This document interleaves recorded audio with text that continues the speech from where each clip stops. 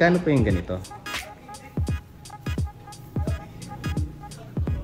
Hello guys, welcome back sa ating YouTube channel. I am Kuya Al, billiard hall business owner here in Puerto Princesa, Palawan. And for today's video guys, ipapakita ko sa inyo itong pinakamahal na billiard table na nakita ko sa buong buhay ko. Ito, panoorin ninyo.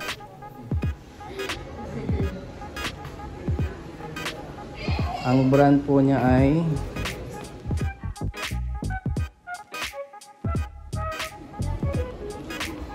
anong bolang kasama niya? Anong brand nito? Aramid? Same din po yun. Set po siya kasama yung cube. Kasama yung cue stick.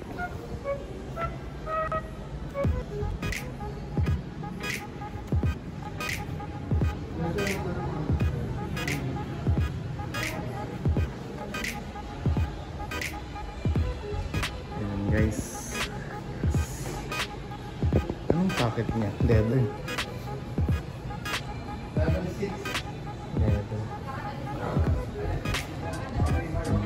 Made in Italy pa, no? Kakaigno naman ito.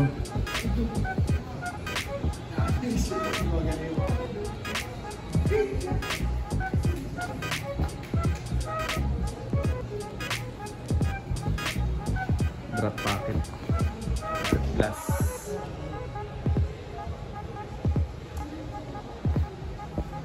Paano po delivery nito?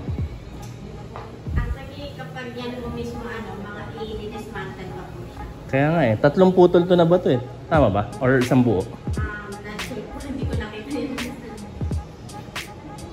Ang size nito 9 feet by 4 feet ba? Okay, sige, okay lang miss. Na-amaze lang ako sa itsura niya. Ito po yung niya.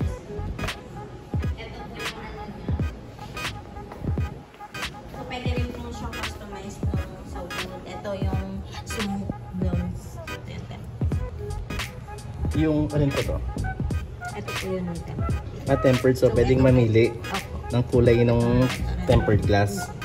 Ito yung Then pwede wood. rin po siyang wood. Yung mismong tempered glass na yun?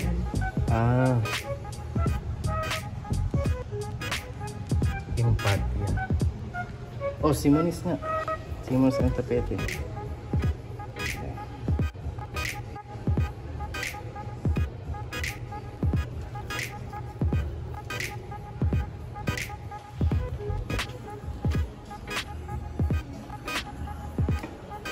Thank you, miss.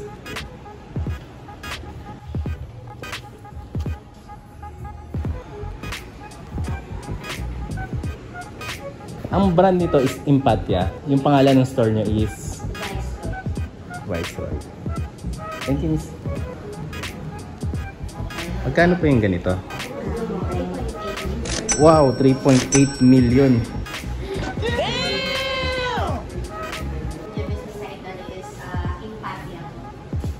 Empatia. Oh, nakikita ko nga to. Nag-a-appear to sa Instagram ko. Alam ko may table tennis. Gumagawa rin sila ng table tennis. 3.8 million. So yun guys, nakita nyo yung billiard table na nakita ko na sobrang mahal. Pero ang ganda naman talaga. Kung gusto nyo makita in person, puntahan nyo dyan sa may Shangri-La Mall, dyan sa may Mandaluyong.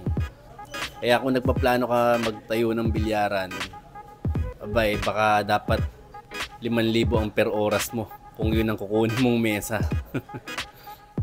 That's it guys. Thank you for watching and don't forget to click that subscribe button and i-follow nyo rin kami sa aming social media platforms.